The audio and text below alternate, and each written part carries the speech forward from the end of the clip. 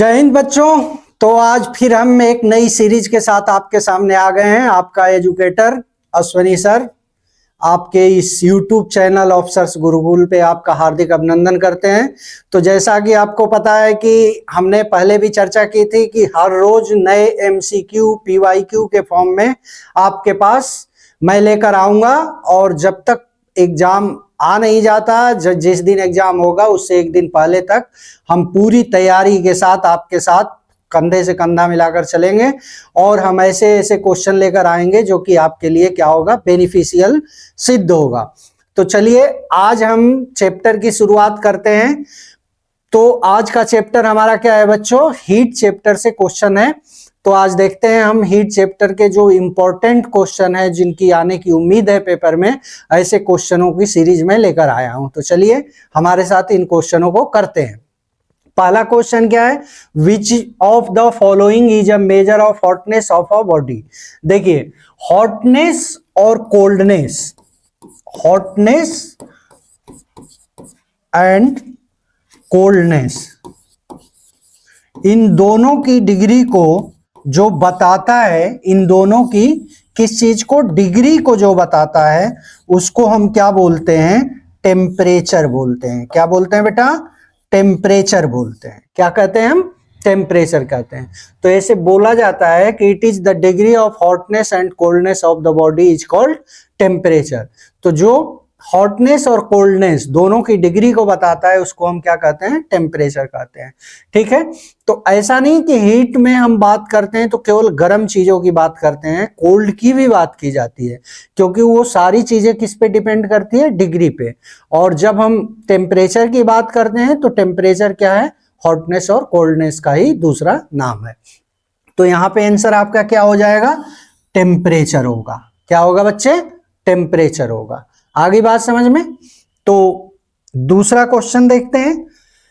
A marble tile would feel cold as compared to wooden tile on a winter morning because the marble tile, बोल रहा है कि जैसे marble tile होता है वो ज्यादा ठंडा लगता है किसके कंपेयर्ड, वुडन टाइल के कंपेयर्ड। तो इसका रीजन क्या होता है, देखो रीजन दे रखा है, better conductor of heat than wooden tile, is polished white wooden tile is not polished, reflect more heat than wooden tile, is a poor conductor of heat than the wooden tile।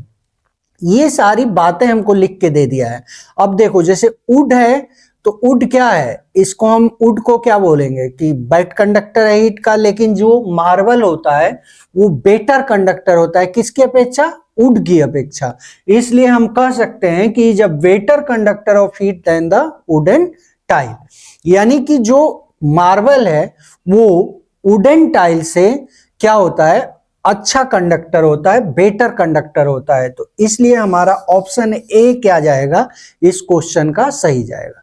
Conductor का मतलब होता है जिससे heat easily क्या कर सके, flow करे, और जो इंसुलेटर होता है उससे हीट इजिली फ्लो ना कर पाए। ठीक है। अब देखिए नेक्स्ट क्वेश्चन में देखते हैं, heat always flow from, heat कैसे चलेगा। जैसे मान लो कोई एक चमचा है, स्पून है, और इसको आपने क्या किया, किसी आग पे इसको गर्म किया। ठीक है। जब इसको गर्म करते हैं हम तो क्या होता है कि जो बॉडी होती है, ये बॉडी कहां जाती है, मतलब इधर की साइड टेम्परेचर क्या हो गया, ज्यादा हो गया। तो अब कंडक्शन में क्या होता है, मॉलिक्यूल्स टू मॉलिक्यूल्स क्या होती है, हीट बढ़ती चली जाती है। तो यहां पे टेम्परेचर क्या है, हाई है, और यहां पे टेम्परेचर क्या हो गया, लो हो गया। तो हीट धीरे धीरे क्या होती है, हाई से लो की तरफ चलती चली जाती है। तो heat flows from higher temperature to the lower temperature of the body, यानी ये वाला पोर्शन क्या हो गया, हॉटर हो गया, और ये वाला पोर्शन क्या हो गया हमारा, कोल्डर हो गया। कैसा हो गया, कोल्डर हो गया बेटा। ठीक है। तो हीट कहां से कहां जा रही है, from colder object to hotter object नहीं है, from hotter object to a colder object, in both the direction none of this. तो इसमें हमारा आंसर कौन सा सही जाएगा कि heat flows from higher temperature to the lower temperature of the body. तो यहां पे from hotter object to a colder object. तो ऑप्शन बी आपका क्या है, सही ऑप्शन है। आगे बात समझ में। ठीक है।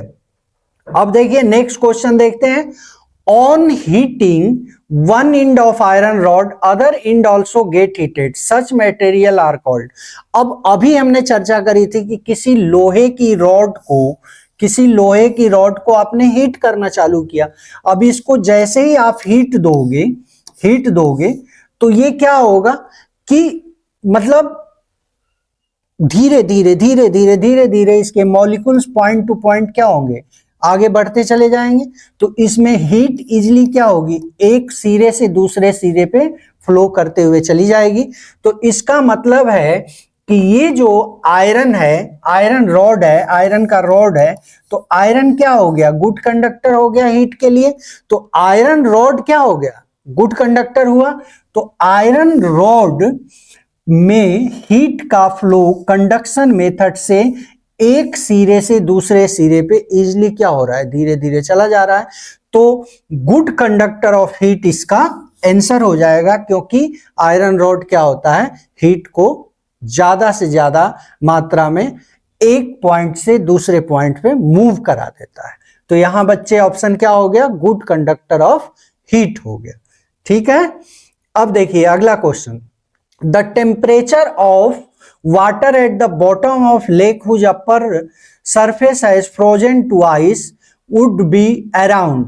मतलब जैसे कोई हमारा वाटर लेक है, मान लो लेक है कोई, ठीक है, और इस लेक के अंदर क्या होता है, ऊपर का एरिया जैसे फ्रीज हो जाता है, इधर का एरिया जैसे टेम्परेचर ज्यादा सर्दियों के मौसम में डाउन हो जाता है, तो ये एरिया क्या हो गया हमारा, फ्रीज हो गया, पूरा का पूरा बर्फ बन गया।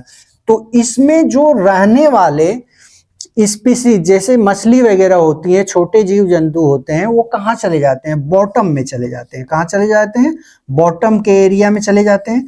तो बॉटम एरिया में यहाँ पे फ्रीज नहीं होता, पानी जमता नहीं है, तो यहाँ पे पानी क्या होता है, लिक्विड के फॉर्म में रहता है। और इस एरिया का टेम्परेचर जो होता है 4 डिग्री सेल्सियस होता है। कितना होता है, 4 डिग्री। तो ऐसे भी सवाल आपसे पूछ सकता है कि why surviving of some species in cold areas when pond water of pond or lake are freezes. तो बोलोगे due to anomalous behaviour of water, या बोल सकते हो आप due to temperature at 4 degree Celsius temperature. क्योंकि वाटर को जब 0 डिग्री सेल्सियस से 4 डिग्री सेल्सियस तक हीट किया जाता है, तो पहले क्या होता है, इसका वॉल्यूम, पहले इसका मैक्सिमम डेंसिटी किस पे हो जाती है, 4 डिग्री सेल्सियस पे मैक्सिमम डेंसिटी होती है। ठीक है, यानी कि इसका वॉल्यूम क्या होता है, 4 डिग्री सेल्सियस पे इसकी डेंसिटी क्या होगी, मैक्सिमम होगी। तो पहले इसकी डेंसिटी घटती है और फिर एक बार मैक्सिमम होके फिर क्या हो जाती है, मतलब एक बार बढ़ती है और फिर क्या होती है, घटना चालू कर देती है। तो इस कंडीशंस को हम क्या बोलते हैं, एनामलस बिहेवियर ऑफ वाटर बोलते हैं। तो यहां बॉटम में टेम्परेचर कितना होगा, 4 डिग्री सेल्सियस होगा। तो ये ऑप्शन हमारा सी क्या होगा, करेक्ट होगा बेटा। ठीक है, अब देखते हैं next question. A person is suffering from fever. अगर किसी व्यक्ति को बुखार आ गया, हिज बॉडी टेम्परेचर भी मेजर्ड बाय, तो उसके बॉडी टेम्परेचर को कैसे मेजर करते हैं, पायरोमीटर से नहीं, बहुत ज्यादा टेम्परेचर के लिए clinical thermometer, calorimeter, laboratory thermometer. तो देखिए आजकल तो रेजिस्टेंस थर्मोमीटर आ गया है, ठीक है, लेकिन ज्यादातर जो डॉक्टर्स यूज करते हैं वो किसका यूज करते हैं, क्लिनिकल थर्मोमीटर का यूज करते हैं। किसका यूज करते हैं बेटा, क्लिनिकल थर्मोमीटर का। हमने टॉपिक पढ़ाया था तो उसमें बहुत सारी बातें बताई थी कि क्लिनिकल थर्मोमीटर क्या होता है और उसमें क्या यूज होता है, उसका टेम्परेचर वेरिएंस कितना होता है, ये सारी बातें हमने डिटेल्स में चर्चा कर ली है क्लास में। अब देखिए इसमें क्या एग्जाम, मतलब कौन सा ऑप्शन आ गया सही हमारा, क्लिनिकल थर्मामीटर। तो बॉडी के टेम्परेचर को, इंसान की बॉडी के टेम्परेचर को मेजर करने के लिए हम किसका यूज करते हैं, क्लिनिकल थर्मोमीटर का यूज करते हैं। एम आई राइट। अब देखिए the standard range of clinical thermometer, clinical thermometer की स्टैंडर्ड रेंज क्या होती है, रेंज पूछ रहा है किसका, क्लिनिकल थर्मामीटर का। तो बेटा जो सेल्सियस में होती है वो 35 degree Celsius to 42 degree Celsius होती है, और फॉरेनहाइट में अगर बात करें तो 95 डिग्री फॉरेनहाइट से 110 डिग्री फ़ारेनहाइट के बीच में मानी जाती है। तो यहाँ पे ऑप्शन देख लीजिए, 35 degree Celsius to 42 degree Celsius किस में हो गया आपका, ये सेल्सियस में हो गया, और फ़ारेनहाइट में क्या हो गया, 95 degree Fahrenheit to 110 degree Fahrenheit. तो यहाँ पे हमारा ऑप्शन ए राइट आंसर है, और ये 35 डिग्री सेल्सियस से क्या है, 42 डिग्री सेल्सियस हो गया। ठीक है, अब देखिए, which of the following metal is used in thermometer. Thermometer में किसका यूज करते हैं, किस मेटल्स का यूज करते हैं। तो आपने पढ़ा होगा कि मेटल के अंदर मरकरी है, एक ऐसा मेटल है जो लिक्विड स्टेट में पाई जाती है, किससे, रूम टेम्परेचर पे पाई जाती है। तो इसमें किसका यूज करते हैं, मरकरी का यूज करते हैं। ऐसे भी सवाल पूछता है कि कौन सी मेटल लिक्विड स्टेट में पाई जाती है, तो आप क्या बताओगे, मरकरी। इसका जो सिंबल होता है उसको क्या बोलते हैं, Hg बोलते हैं, और इसका जो ओर होता है उसे हम लोग सीने बार बोलते हैं। क्या बोलते हैं, सीने बार बोलते हैं। तो और भी क्वेश्चन इससे पूछे जा सकते हैं। तो यहाँ पे आंसर हमारा क्या हो गया, ऑप्शन सी मरकरी हो गया बेटा। याद रहेगा आपको, नहीं भूलोगे। तो mercury is a right answer of this question. ठीक है, अब देखिए, a liquid boils when its vapour pressure is equal to, मतलब जब लिक्विड बॉयल होता है तो वेपर प्रेशर कितना होना चाहिए, मतलब प्रेशर जो एटीएम एटमॉस्फेरिक प्रेशर होता है वो कितना होना चाहिए। तो वो जो स्टैंडर्ड है वो 76 सेंटीमीटर किसका होता है, पारे का, यानी Hg का होता है। तो वो हमारा क्या होता है, वो होता है। ठीक है, अब देखिए next question, on a hilly region water boils, on a hilly region water boils at 95 degree Fahrenheit. कितना पे, 95 degree Fahrenheit, sorry 95 degree Celsius. On a hilly region water boils at 95 degree Celsius, the temperature expressed in Fahrenheit is. देखिए, अब ये question में बोल रहा है कि अगर हिली रीजन में जाते हैं तो वहां जो पानी है कितनी डिग्री पे उबलने लगता है, 95 डिग्री सेल्सियस पे। तो the temperature expressed in Fahrenheit, अगर इस टेम्परेचर को फ़ारेनहाइट में एक्सप्रेस करें तो नीचे से दिए गए ऑप्शन में कौन सा ऑप्शन सही होगा। देखो बेटा, इस क्वेश्चन को तो हम डायरेक्ट नहीं कर सकते। इस क्वेश्चन को करने के लिए हमें क्या करना पड़ेगा, एक फॉर्मूले का यूज करना पड़ेगा। जो रिलेशन होता है, relation between degree Celsius and degree Fahrenheit, इसका एक फॉर्मूला होता है C/5 इक्वल टू F-32/9। ये होता है बेटा फॉर्मूला। अब देखो, C की जगह क्या दिया है, 95। तो यहां पे आप रख लीजिए 95/5 इक्वल टू F-32/9। सारे बच्चे करेंगे इस क्वेश्चन को, बड़ा इंपॉर्टेंट क्वेश्चन है। ठीक है, ये हो गया। अब इसको हम क्या कर दें कि इसको डिवाइड कर लें। तो 5 1 जा 5 और 5 9 जा 45। ठीक है, तो ये कितना हो गया, 19 हो गया। अब क्रॉस मल्टीप्लाई कर देते हैं, 19 इंटू 19 इक्वल टू F-32।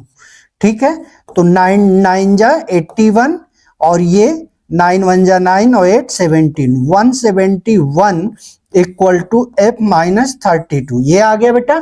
ठीक, तो अब F इक्वल टू क्या होगा, इधर ले जाएंगे 171 प्लस 32। तो ये कितना आ गया, 2 1 3 7 3 10 0 1 कैरी 1 1 2। तो ये आ गया 200, कितना आ गया, 3 आ गया। तो अगर हम 95 डिग्री सेल्सियस के टेम्परेचर को फ़ारेनहाइट स्केल में चेंज करते हैं तो हमारा आंसर कितना आता है, 203 डिग्री फ़ारेनहाइट। तो यहां पे ऑप्शन में देख लीजिए 203 डिग्री फ़ारेनहाइट कहां लिख रखा है। तो यहां हम देख रहे हैं कि ऑप्शन डी में क्या लिख रखा है, 203 डिग्री फ़ारेनहाइट लिख रखा है। ठीक है, और जो बच्चे हैं, और आपकी तैयारी कैसी चल रही है, आशा करते हैं अच्छी चल रही होगी। मन लगा के पढ़िए, मन लगा के पढ़िए। आरएमएस में सीटें बहुत कम होती हैं, तो आपको पूरी जी जान लगा के मेहनत करनी पड़ेगी, तभी आपका सिलेक्शन होगा। और हम भी आपके लिए लगे पड़े हैं कि आपका भविष्य उज्जवल हो, आपका सिलेक्शन हो और आप आगे चल के देश की सेवा ऑफिसर्स बन के करें। इसीलिए ऑफिसर्स गुरुकुल का बराबर उद्देश्य रहा है कि आपको क्वालिटी वाली एजुकेशन दिलाएं। ठीक है बच्चों, तो चलिए अगले क्वेश्चन की शुरुआत करते हैं। The boiling point of water on Fahrenheit scale, Fahrenheit scale पे वाटर का यानी पानी का बॉइलिंग पॉइंट कितना होता है। देखो किस पे, फॉरेनहाइट में, तो फॉरेनहाइट स्केल लिख देते हैं, फॉरेनहाइट स्केल। इसमें क्या होता है, पहला point freezing point of ice, freezing point of water या आइस, ये होता है बेटा किसमें, फॉरेनहाइट में 32 डिग्री फॉरेनहाइट।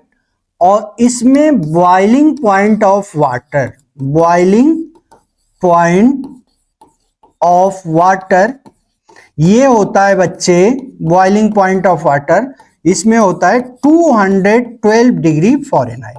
इन दोनों के स्केल में इसको बोलते हैं अपर फिक्स पॉइंट, इसको बोलते हैं लोअर फिक्स पॉइंट।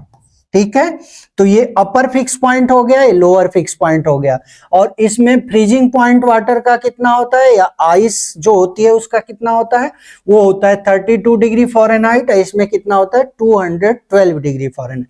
अब सवाल क्या पूछा आपसे, boiling point of water and Fahrenheit scale, तो फॉरेनहाइट स्केल में कितना हो जाएगा 212 डिग्री फॉरेनहाइट हो जाएगा। आगे बात समझ में, तो याद रखना बच्चे 212 डिग्री फॉरेनहाइट क्या होता है, बॉइलिंग पॉइंट ऑफ वाटर होता है। और फ्रीजिंग पॉइंट ऑफ वाटर यानी आइस या वाटर ये कितना होता है 32 डिग्री फॉरेनहाइट होता है। एम आई राइट। अब चलिए, the temperature at which centigrade and Fahrenheit scales give same reading. अगर किसी स्केल पे सेम रीडिंग देखना है सेंटीग्रेड और फॉरेनहाइट स्केल के, तो कितना टेम्परेचर होना चाहिए ये पूछ रहा है। तो बेटा ये टेम्परेचर जो होता है वो होना चाहिए हमें कितना, इसको निकालने के लिए हम फिर वही फॉर्मूला यूज कर लें, C/5 equal to F minus 32/9। ठीक है, और ये यूज करके अब जब हमें नहीं पता है तो हम यहां x लिख दें, x/5 is equal to x minus 32/9। तो यहां क्या हो जाएगा, देखो 9x equal to 5x minus 32, 9x is equal to 5x minus 32।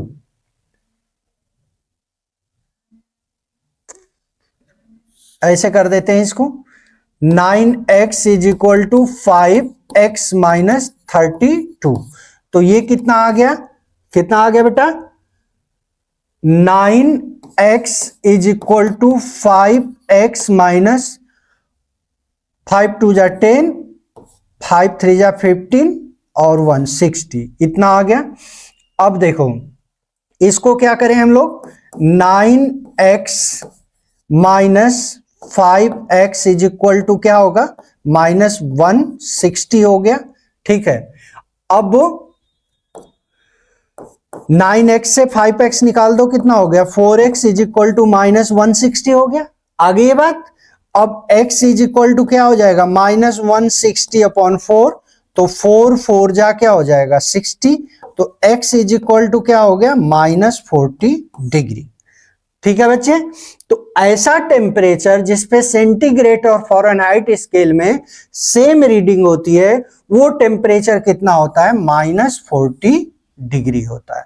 यानी माइनस 40 डिग्री एक ऐसा टेम्परेचर है जिसपे सेल्सियस और फॉरेनहाइट दोनों की वैल्यू क्या हो जाती है, सेम हो जाती है। आगे बात समझ में, तो ये कैलकुलेशन हालांकि करने की जरूरत नहीं है, आप वैसे याद भी रख सकते हो कि माइनस 40 डिग्री पर सेल्सियस और फॉरेनहाइट स्केल में वैल्यू क्या हो जाती है, इक्वल हो जाती है। ठीक है, अब देखिए अगला question, the heat required to change a substance from a liquid to gas without temperature change is defined as the latent heat of. देखो अगर change of state at constant temperature, is called latent heat of the body. Latent heat किसकी होती है? दो होती है, एक latent heat of fusion बोलते हैं, दूसरा लेटेंट हीट ऑफ वेपोराइजेशन बोलते हैं। फ्यूजन में क्या होता है? जब आइस बन जाता है, और वेपोराइजेशन में क्या होता है? जब लिक्विड गैस के फॉर्म में आ जाती है। तो यहां पे बोल रहा है कि विदाउट टेम्परेचर चेंज, तो ये लेटेंट हीट का मसला है। और इस लेटेंट हीट में क्या कह रहा है? लिक्विड किस फॉर्म में चली जा रही है? गैस में। जैसे कैसे कोई आपसे बोले कि 100 डिग्री सेल्सियस का वाटर है और 100 डिग्री सेल्सियस पे ही कोई वेपर है, तो आदमी किससे ज्यादा जलेगा? तो वेपर से ज्यादा जलेगा, क्योंकि वेपर की लेटेंट हीट वाइल्ड वाटर के अपेक्षा सेम टेम्परेचर पे हो उससे ज्यादा खतरनाक होती है, सेल्स को ज्यादा डैमेज करती है। ऐसे भी क्वेश्चन आपसे पूछ लिए जाते हैं पेपर में। तो यहां पे जो मसला है लेटेंट हीट का, वो किससे रिलेटेड है? वेपोराइजेशन से रिलेटेड है बच्चे। तो वेपोराइजेशन ही इसका क्या हो गया मेरे लाल? सही आंसर हो गया। ठीक है, अब देखिए, the characteristic invalid for heat radiation is that it travels. मतलब रेडिएशन का मसला पूछ रहा है कि रेडिएशन क्या होता है। देखो, रेडिएशन एक तो जिसमें किसी मीडियम की रिक्वायरमेंट नहीं होती, जैसे सन की लाइट अर्थ के सरफेस पे किस प्रोसेस से आती है? रेडिएशन प्रोसेस से आती है, पहली बात। दूसरी बात, रेडिएशन का जो नेचर होता है वो इलेक्ट्रोमैग्नेटिक होता है, ठीक। और रेडिएशन सारी डायरेक्शन में होता है, और जो रेडिएशन होता है वो स्पीड ऑफ लाइट के फॉर्म में चलती है। तो यहां पे ऑल डायरेक्शन ये सही है। इनवैलिड पूछ रहा है इसमें से कौन सा सही नहीं? With the speed of light, ये भी सही है। और heating the medium through which it passes, ये कोई जरूरी नहीं है कि जिस मीडियम से पास कर रही हो वो मीडियम गर्म हो जाए, ठीक है। तो ये मसला सही नहीं लग रहा है हमको। इन अ स्ट्रेट लाइन, तो लाइट कैसे चलती है? स्ट्रेट पाथ में, तो रेडिएशन भी कैसे होगा? स्ट्रेट होगा। तो ये ऑप्शन हमें ए, बी और सी तो सही है, क्योंकि वो रेडिएशंस के सारे मतलब लॉजिक को क्या कर रहा है? फिलअप कर रहा है। लेकिन ये ऑप्शन सी फिलअप नहीं कर रहा है कि heating the medium through which it passes. मतलब समझ गए? मतलब यह है कि रेडिएशन क्या होता है? जिसमें मीडियम की रिक्वायरमेंट नहीं होती है, जैसे सन की लाइट अर्थ के सरफेस पे आ रही। रेडिएशन ऑल डायरेक्शन में होता है। रेडिएशन जैसे चलती है वैसे ही स्पीड ऑफ लाइट चलती है, क्योंकि इन दोनों का जो नेचर होता है कैसा होता है? इलेक्ट्रोमैग्नेटिक होता है। लेकिन किसी मीडियम से निकल जाने के बाद, क्योंकि मीडियम की बात यहां आ गई, तो मीडियम की रिक्वायरमेंट इसको नहीं होती है, इसलिए ऑप्शन इनवैलिड हो गया। ठीक है, अब चलिए नेक्स्ट क्वेश्चन को देखते हैं। थर्मोस्टेट एक डिवाइस है, इस डिवाइस का काम क्या है? Supply of heat at constant rate? नहीं। Raising the temperature of the system? Storage of heat in system? देखो, थर्मोस्टेट क्या करता है? टेम्परेचर को मेंटेन करता है कंसिडरेबल पीरियड, कुछ पीरियड के लिए टेम्परेचर को क्या कर देता है? मेंटेन कर देता है। इसीलिए हम किसका यूज करते हैं? थर्मोस्टेट का यूज करते हैं। तो ऑप्शन डी इस क्वेश्चन का बेटे राइट आंसर है कि थर्मोस्टेट क्या करेगा? Maintaining the temperature of the system for considerable period, यानी जो पीरियड को हम मानते हैं, जितना पीरियड लेते हैं, उस पीरियड के दौरान, उस टाइम अवधि के दौरान, उस समयावधि के दौरान वो टेम्परेचर क्या हो जाता है? कांस्टेंट हो जाता है, मेंटेन हो जाता है। ठीक है, अब चलिए अगले क्वेश्चन को देखते हैं। When water changes to water vapour, अगर जब वाटर वेपर में चेंज होगा तो क्या होता है? No temperature change take place, बिल्कुल सही है। No heat flows occurs, heat flows into the water from surrounding heat source. देखो, नो हीट फ्लोज ऑकर्स, ये वाला ऑप्शन नहीं है। ये ऑप्शन होगा टेम्परेचर चेंज नहीं होता, लेकिन हीट फ्लो होती है वाटर से सराउंडिंग हीट सोर्स के फॉर्म में। तो ऑप्शन ए और सी मेरे लाल एकदम राइट आंसर हो गया कि ऑप्शन ए और सी ही वो ऑप्शन है जो इसमें सही है। नो हीट फ्लोज ऑकर्स, अब हीट फ्लो ही नहीं होगा तो वाटर से वाटर वेपर में चेंज कैसे होगा भाई? आगे बात समझ में? तो ये ऑप्शन हमारा सही है। अब देखिए question, amount of heat required to warm an object depend on, किसी भी amount of heat required to warm on object, किसी भी ऑब्जेक्ट को गर्म होने के लिए किस किस चीज का होना जरूरी है? मास ऑफ ऑब्जेक्ट बिल्कुल होना चाहिए। टेम्परेचर चेंज, बिल्कुल टेम्परेचर चेंज होना चाहिए, स्पेसिफिक हीट कहती है इस बात को। नेचर ऑफ सब्सटेंस, सब्सटेंस कैसा है इस पे भी डिपेंड करता है। इसका मतलब ये तीनों बातें क्या है, सही है। किसी भी ऑब्जेक्ट को गर्म होने के लिए यानी हीट रिक्वायर्ड है, किसी भी चीज को गर्म होने के लिए अमाउंट ऑफ हीट रिक्वायर्ड होती है, और वो डिपेंड किस पे करती है, mass of object, temperature change और नेचर ऑफ सब्सटेंस। तो इसका मतलब हमारा ऑप्शन डी क्या हो गया बच्चे, राइट आंसर हो गया। ठीक है, अब देखिए, at atmospheric pressure water boils at 100 degree Celsius, बिल्कुल ठीक है। वाटर बॉयल किस पे करता है, 100 डिग्री सेल्सियस पे, सेल्सियस में, और फ्रीजिंग पॉइंट कितना होता है, 0 डिग्री सेल्सियस होता है। इफ प्रेशर इज रिड्यूस्ड, अगर हम लोग प्रेशर को यानी दबाव को घटा दें तो क्या होती है घटना, it still boil at same temperature, if now boils at a royal क्या है, lower temperature, it now boils at a higher temperature, it does not boil at all. देखो ये क्वेश्चन जो है थोड़ा लॉजिक लगा है इसमें, कहने का मतलब क्या है कि वाटर का टेम्परेचर है 100 डिग्री सेल्सियस, ये कह रहा है कि अगर प्रेशर को घटा दिया जाए तो क्या होगा। तो जब प्रेशर को घटाएंगे तो लोअर टेम्परेचर पे भी पानी बॉयल होगा। जैसे अभी एक पिछले क्वेश्चन में देखा, 95 डिग्री सेल्सियस पे ही पानी उबलने लगता है, कहां, पहाड़ों में। पहाड़ के ऊपर जब जाते हैं तो हम क्यों, क्योंकि वहां एटमॉस्फेरिक प्रेशर क्या हो जाता है, कम हो जाता है। ठीक है, तो एटमॉस्फेरिक प्रेशर के कम होने से टेम्परेचर क्या हो जाएगा, लोअर टेम्परेचर पे भी मतलब बॉयल होना चालू हो जाएगा। तो ऑप्शन बी इसका क्या हो गया बेटा, राइट आंसर हो गया। ठीक है, आगे बात समझ में। अब देखिए नेक्स्ट क्वेश्चन देखते हैं, cooking is difficult on hills because, वही बात चर्चा हो रही थी कि पहाड़ों पर खाना बनाने में क्यों देर हो जाती है। Atmospheric pressure is higher, atmospheric pressure is lower, boiling point of water is reduced, both B and C. Atmospheric pressure is lower, यानी कि वहां पे एटमॉस्फेरिक प्रेशर क्या हो जाता है, लोअर हो जाता है, यानी कम हो जाता है, जिसकी वजह से खाना बनाने में क्या होता है, कठिनाई होती है। ठीक है, अब देखिए अगला क्वेश्चन, वाटर पाइप ब्रस्ट इन सेवरर विंटर एट हिल स्टेशन। जो हिल स्टेशन होते हैं वहां पे पानी की जो पाइपें होती हैं वो ठंडियों के दिनों में फट जाती हैं। उसका रीजन क्या होता है कि जब बर्फ जमती है तो फ्रीज होने के बाद पानी जब बर्फ के फॉर्म में आता है तो फ्रीज होने के बाद वो क्या होता है, एक्सपेंड होता है। जब एक्सपेंड होता है तो पाइप क्या हो जाती है, ब्रस्ट कर जाती है।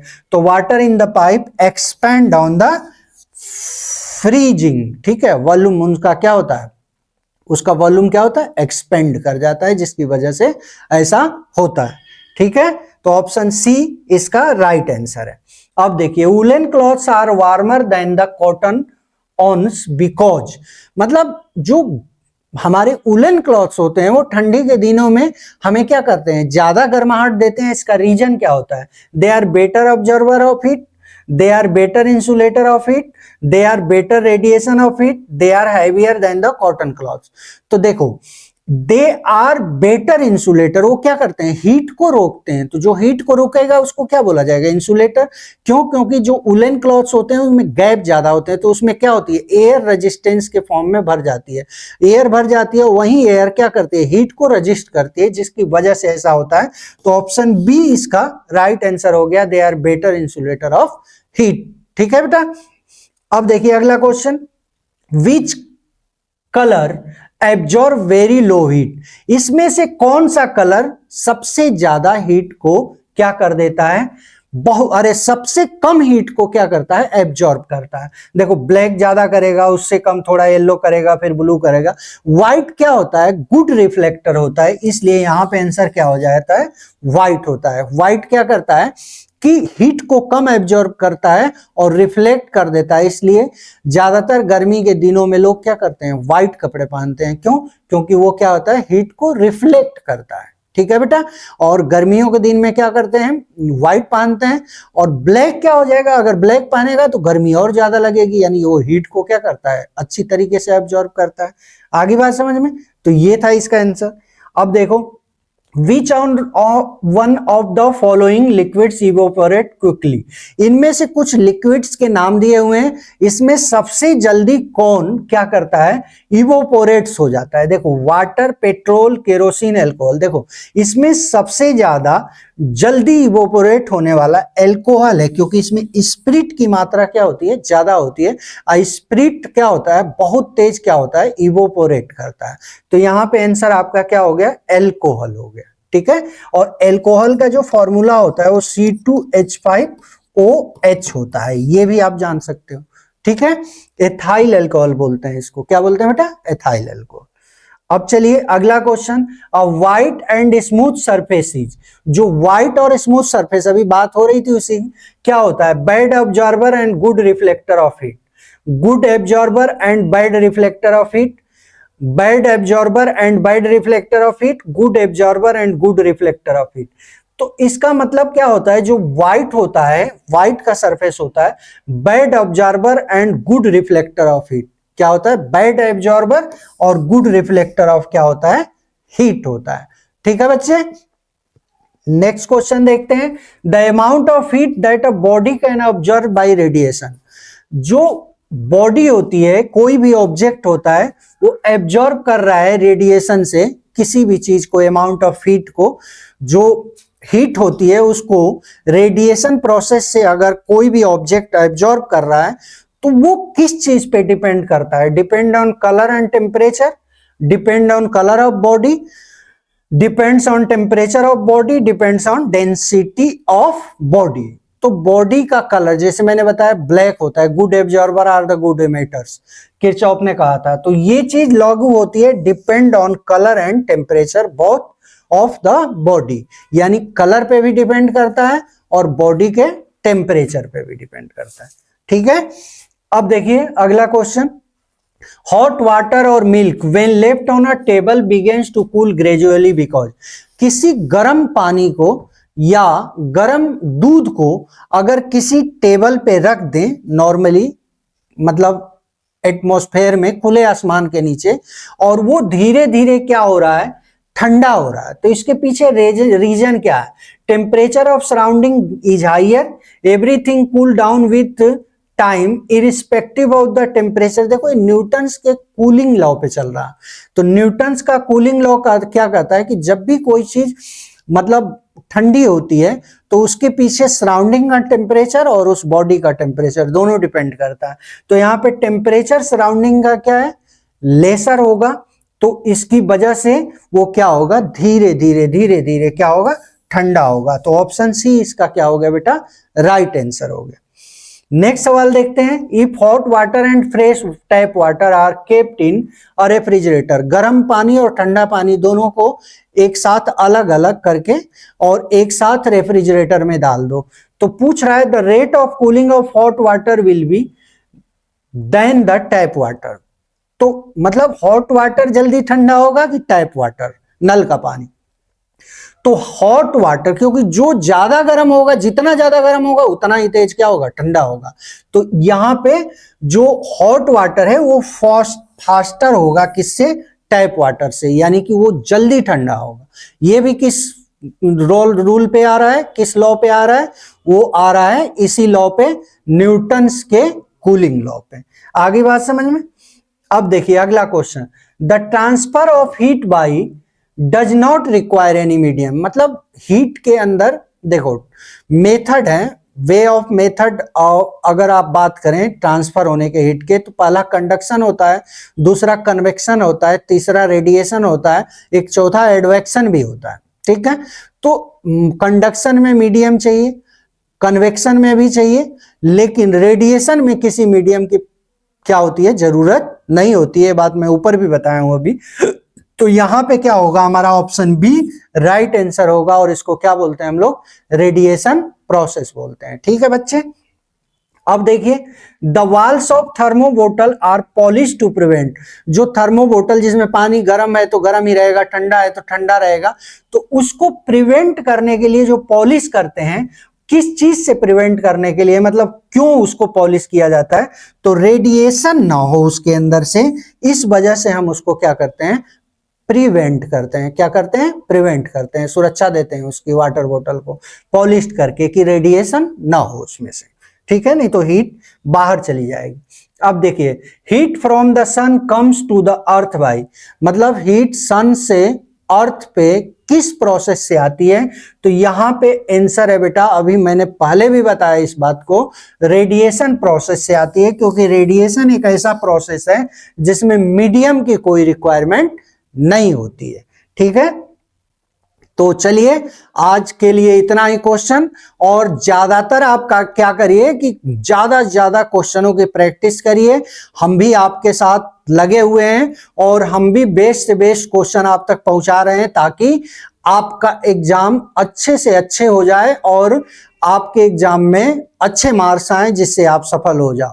तो हमारे साथ जुड़े रहिए, रोज एक नई सीरीज के साथ हम आते हैं। हम प्रयास करते हैं कि आपके लिए चुनिंदा क्वेश्चन, बेस्ट से बेस्ट क्वेश्चन लाएं, जिससे आप एग्जाम को क्लियर करें।